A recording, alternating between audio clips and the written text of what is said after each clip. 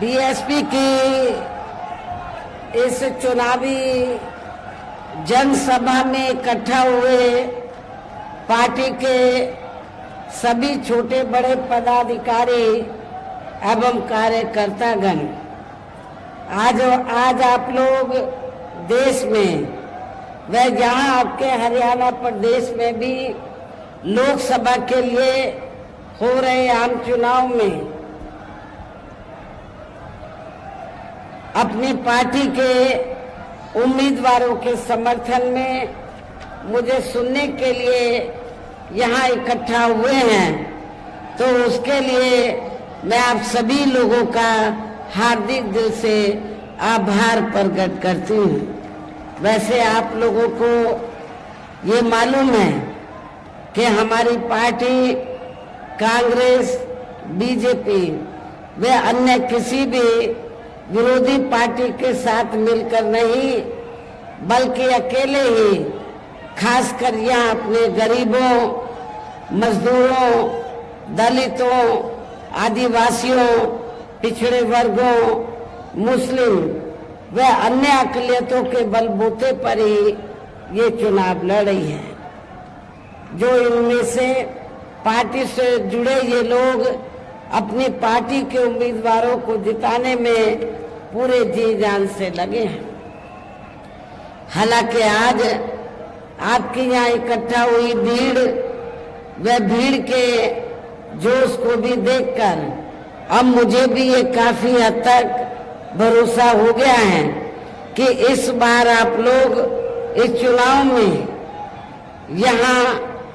अपने प्रदेश से अपनी पार्टी का बेहतर रिजल्ट जरूर लाएंगे। इसके लिए अब मैं आप लोगों का ध्यान कुछ जरूरी बातों की तरफ दिलाना चाहती हूँ, और इस संबंध में विशेषकर मैं कांग्रेस, बीजेपी व इनके अन्य सभी सहयोगी दलों के बारे में ये कहना चाहूंगी कि आजादी के बाद शुरू में केंद्र व देश के अधिकांश राज्यों में भी ज्यादातर सत्ता यहाँ कांग्रेस पार्टी के हाथों में ही केंद्रित रही है, किंतु इनके खासकर दलित, आदिवासी व पिछड़ा वर्ग विरोधी तथा अन्य और मामलों में भी रही गलत नीतियों व गलत कार्य प्रणाली आदि की वजह से ही फिर इस पार्टी को यानी कि कांग्रेस पार्टी को केंद्र व काफी राज्यों की भी सत्ता से बाहर होना पड़ा है, तथा यही स्थिति इनकी सहयोगी पार्टियों की भी बनी रही है, जिस कारण ही फिर बीएसपी को बनाने की भी जरूरत पड़ी। और अब पिछले काफी वर्षों से भारतीय जनता पार्टी व इनके सहयोगी दल केंद्र व अधिकांश राज्यों की भी सत्ता में काबिज हो गए हैं। साथ ही इनकी भी ज्यादातर जातिवादी, पूंजीवादी, संकीर्ण, सांप्रदायिक व द्वेषपूर्ण नीतियों एवं कार्य प्रणाली आदि से तथा इनकी कथनी व करनी में भी काफी अंतर होने की वजह से ऐसा लगता है कि इस बार ये पार्टी भी केंद्र की सत्ता में आसानी से वापस आने वाली नहीं है, यानी कि भारतीय जनता पार्टी भी इस बार केंद्र की सत्ता में आसानी से वापस आने वाली नहीं है, बशर्ते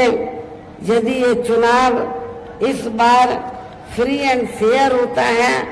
तथा आम चर्चा के मुताबिक वोटिंग मशीनों में भी कोई गड़बड़ी आदि नहीं की जाती है। और वैसे भी इस बार चुनाव में इनकी कोई भी पुरानी व नहीं चल रही नाटकबाजी, जुमलेबाजी व गारंटी आदि काम में आने वाली नहीं है, क्योंकि अब देश की जनता काफी हद तक इस बात को समझ चुकी है कि इनकी पार्टी ने अब तक देश के विशेषकर गरीबों, कमजोर तबकों, मध्यम वर्गीय एवं अन्य मेहनतकश लोगों को जो इन्हें अच्छे दिन दिखाने के असंख्य प्रलोभन भरे वायदे किए हैं तथा अनेकों हवाई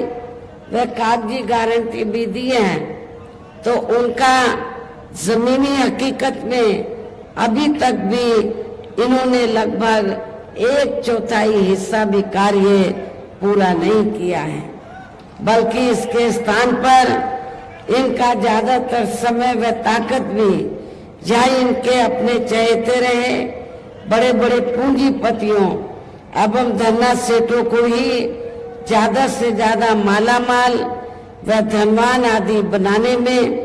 तथा उन्हें हर स्तर पर छूट देने व बचाने में ही लगी रही है, जिनके अधिकांश आर्थिक सहयोग से ही ये पार्टी व अन्य पार्टियां भी अपना संगठन चलाती हैं तथा चुनाव आदि भी लड़ाती हैं, जिसका काफी कुछ खुलासा बॉन्ड की आई रिपोर्ट से भी हो जाता है। इस संदर्भ में यहाँ मैं ये कहना चाहूंगी, अभी कुछ दिन पहले तो माननीय सुप्रीम कोर्ट ने बॉन्ड के संबंध में जो रिपोर्ट दी है और जो पेपरों में खबर छपी है, तो आप लोगों को ये मालूम है कि बीएसपी को छोड़कर कांग्रेस, बीजेपी व अधिकांश अन्य विरोधी पार्टियों ने इस देश के बड़े बड़े पूंजीपतियों व धन्ना सेठों से बॉन्ड के जरिए काफी मोटी रकम ली है, जिससे ये अपना संगठन चलाते हैं, चुनाव आदि भी लड़ाते हैं। लेकिन बहुजन समाज पार्टी एक ऐसी पार्टी है जिसने 1 रुपया भी किसी बड़े पूंजीपति व धन्ना सेठ आदि से नहीं लिया। इसलिए हमारी पार्टी जब भी चुनाव होता है, संगठन को चलाने के साथ साथ जब भी छोटा बड़ा चुनाव होता है, तो हमारी पार्टी ना तो संगठन को चलाने के लिए न चुनाव आदि लड़ाने के लिए किसी भी बड़े पूंजीपति से, धन्ना सेठ से पैसा नहीं लेती है, ये भी आप लोगों को मालूम है। लेकिन हमारी पार्टी अपने कार्यकर्ताओं के जरिए, मेंबरशिप के द्वारा या फिर मेरे जन्मदिन के मौके पर पार्टी के लोगों से थोड़ा थोड़ा धन इकट्ठा करके पार्टी के संगठन को चलाती है व चुनाव आदि भी लड़ाती है, ये भी आप लोगों को मालूम है। इसके साथ ही अब ऐसा लगता है कि कांग्रेस पार्टी की तरह ही बीजेपी ने भी केंद्र के तमाम सरकारी जांच एजेंसियों का ज्यादातर राजनीतिकरण ही कर दिया है। इसके अलावा देश के किसान वर्ग भी वर्तमान बीजेपी की सरकार में शुरू से ही अपनी विभिन्न समस्याओं को लेकर काफी ज्यादा दुखी व परेशान रहे हैं और अभी भी हैं, जबकि यूपी में 4 बार हमारी पार्टी की रही सरकार ने इनके हितों का भी, किसानों के हितों का भी हर स्तर पर विशेष ध्यान रखा है। हमने अपनी चारों हुकूमतों में किसानों को खेती करने के लिए समय से सस्ते साधन उपलब्ध कराए और उनकी फसल का भी उचित दाम हमारी पार्टी की सरकार ने उत्तर प्रदेश में दिया है। इतना ही नहीं, बल्कि केंद्र में पूर्व की रही कांग्रेस सरकार की तरह ही वर्तमान भाजपा सरकार में भी इनकी जातिवादी, हीन, सांप्रदायिक एवं पूंजीवादी सोच व नीतियों के चलते ही पूरे देश में सर्व समाज में से खासकर गरीबों, दलितों, आदिवासियों, पिछड़े वर्गों, मुस्लिम एवं अन्य धार्मिक अल्पसंख्यक समाज के लोगों का भी पूर्ण रूप से विकास व उत्थान आदि नहीं हो सका है। और इस संदर्भ में वैसे आप लोगों को ये मालूम है कि पूरे देश में यहाँ दलितों, आदिवासियों एवं अन्य पिछड़े वर्गों का सरकारी नौकरियों में वर्षों से अधूरा पड़ा आरक्षण का कोटा भी अभी तक पूरा नहीं भरा गया है। विशेषकर एससी व एसटी वर्गों के सरकारी कर्मचारियों का पदोन्नति में आरक्षण तो अब काफी हद तक प्रभावहीन ही बना दिया गया है। साथ ही केंद्र व राज्यों में भी विरोधी पार्टियों की रही सरकारों में इन सभी वर्गों को प्राइवेट सेक्टर में आरक्षण दिए जाने की व्यवस्था किए बिना ही इनकी सरकारों के ज्यादातर सरकारी कार्य अब प्राइवेट सेक्टर के जरिए ही इनके बड़े बड़े पूंजीपतियों व धन्ना सेठों आदि को ही दिए जाने के कारण अब इनको पूरे देश में आरक्षण का बहुत कम ही लाभ मिल पा रहा है। इसी प्रकार इनका अन्य और मामलों में भी शोषण व उत्पीड़न आदि होना अभी तक भी बंद नहीं हुआ है। इनके साथ साथ मुस्लिम व अन्य धार्मिक अल्पसंख्यक समाज के लोगों की भी हालत हर स्तर पर काफी ज्यादा खराब व दयनीय ही बनी हुई है, जिसका काफी कुछ खुलासा सच्चर कमेटी की रिपोर्ट में भी किया गया है। इतना ही नहीं बल्कि पिछले कुछ वर्षों से केंद्र व अधिकांश राज्यों में भी बीजेपी व आरएसएस के सरकारों के चलते हुए अब इनका विकास व एवं उत्थान आदि होना भी काफी हद तक बंद सा ही हो गया है। आए दिन इन पर खासकर धर्म की आड़ में हो रही जुल्म जाति भी यह काफी ज्यादा चरम सीमा पर पहुंच चुकी है। इनके साथ साथ अपर कास्ट समाज में से विशेषकर गरीब लोगों की भी हालत हमें कोई खास अच्छी नजर नहीं आती है। इनकी गलत कृषि नीतियों के कारण किसान वर्ग भी आए दिन आंदोलित ही रहता है। साथ ही इनकी गलत आर्थिक नीतियों की वजह से देश की अर्थव्यवस्था पर भी इसका काफी बुरा प्रभाव पड़ा है, जिससे यहाँ विशेषकर छोटे एवं मध्यम वर्गीय व्यापारी वर्ग भी काफी ज्यादा दुखी व परेशान हैं। और अब केंद्र में पूर्व की रही सरकारों की तरह ही वर्तमान भाजपा सरकार में भी यहाँ पूरे देश में गरीबी, बेरोजगारी एवं महंगाई आदि भी लगातार काफी ज्यादा बढ़ रही है। देश में हर स्तर पर फैला भ्रष्टाचार भी कम नहीं हुआ है। ऐसे में अब आप लोगों को देश में हो रहे लोकसभा चुनाव में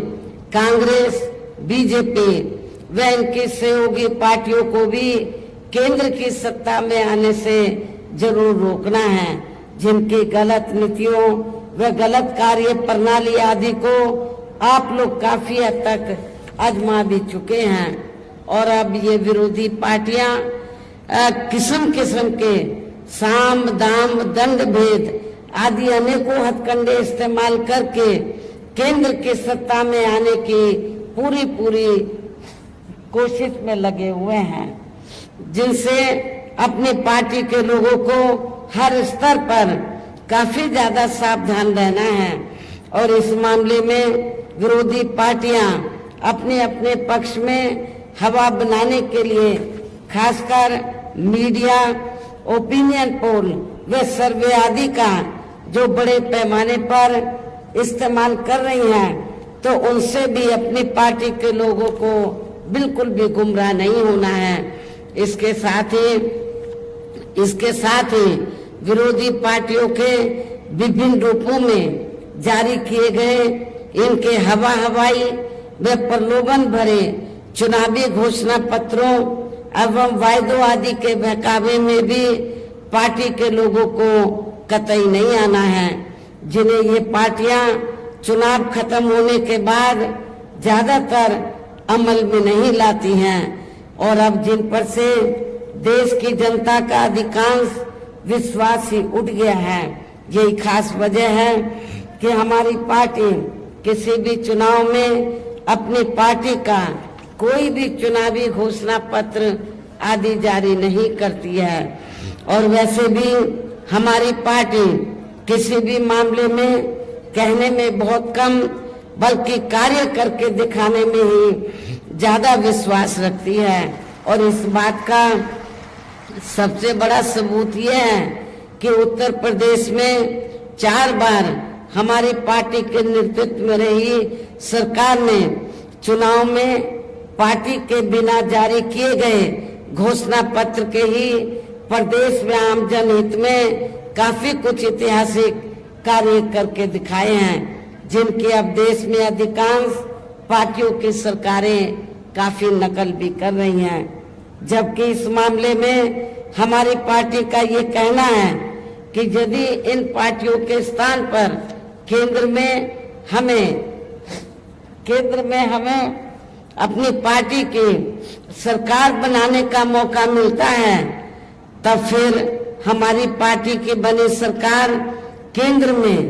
जहां अब तक की रही सभी विरोधी पार्टियों की सरकारों की तरह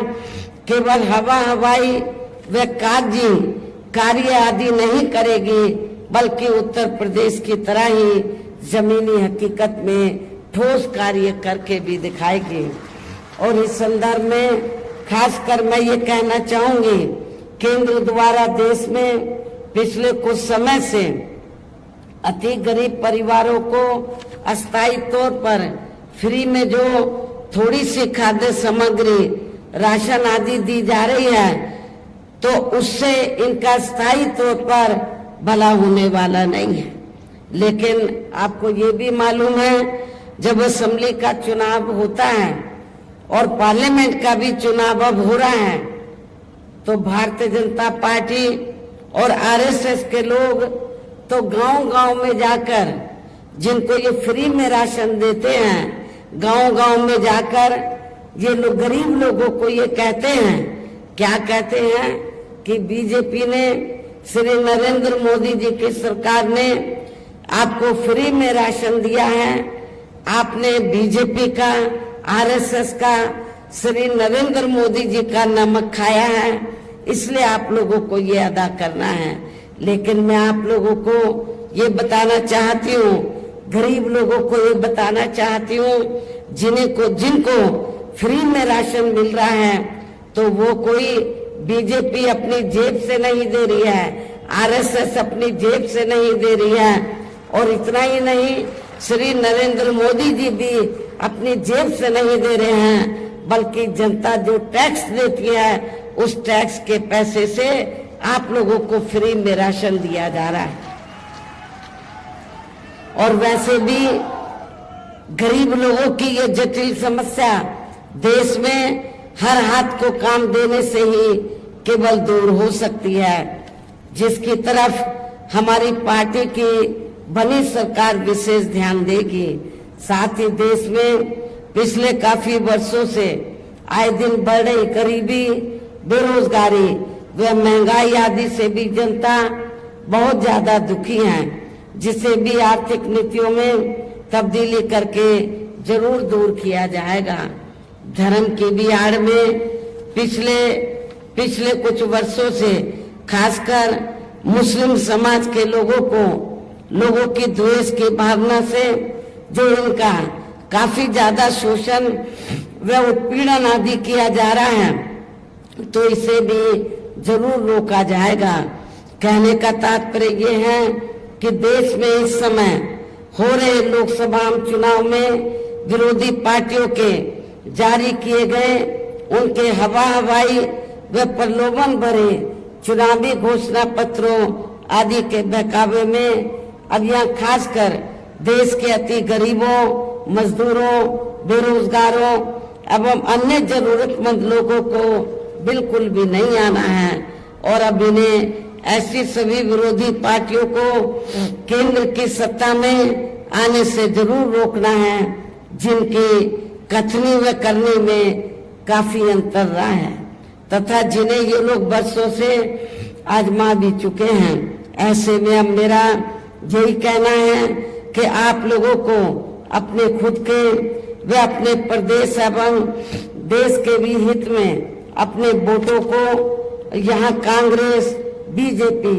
व अन्य विरोधी पार्टियों को न देकर केवल अपनी एकमात्र हितैषी पार्टी बहुजन समाज पार्टी को ही देना है। जो ये पार्टी उत्तर प्रदेश की तरह ही केंद्र में भी अपनी पार्टी की सरकार बनने पर फिर पूरे देश में जहां अपनी पार्टी की सर्वजन हिताय व सर्वजन सुखाय की नीतियों पर आधारित इस सरकार चलाएगी। इसके साथ केंद्र से जुड़ी आपके क्षेत्र की जो भी यहाँ स्थानीय समस्याएं होंगी तो उन्हें भी फिर दूर करने का हर संभव पूरा प्रयास किया जाएगा। साथ ही यहाँ गरीबों, मजदूरों, बेरोजगारों, कर्मचारियों, किसानों, छोटे व्यापारियों एवं अन्य मेहनतकश लोगों के